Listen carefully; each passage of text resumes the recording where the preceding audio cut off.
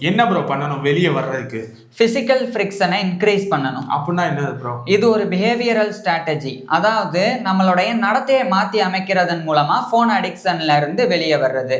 இதுக்கு ஒரு சில விஷயங்கள் பண்ணணும். முதல் விஷயம் வந்து டிஸ்டன்ஸ். அதாவது இப்போ நம்ம மொபைல் நம்ம கையிலையோ அல்லது கைக்கு பக்கத்துலேயே இருக்கும்போது தான் அடிக்கடி எடுத்து நம்ம வந்து யூஸ் பண்ணிட்டே இருப்போம்.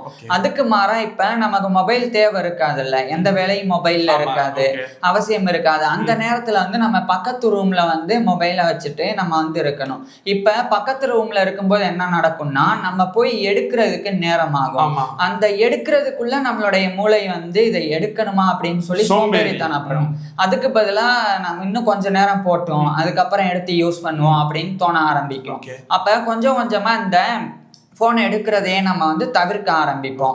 அப்படி இல்லைன்னா 10 அடி டிஸ்டன்ஸில் வந்து வைக்கலாம். அதாவது இப்போ வீட்டில் வந்து கொஞ்சம் தூரம் தள்ளி மொபைலை வச்சிட்டோம் அப்படின்னா அப்பவும் வந்து எடுக்கிறதுக்கு சோம்பேறித்தனம் வரும். ஸோ டிஸ்டன்ஸ் வந்து டிசிப்ளினை உருவாக்கும்.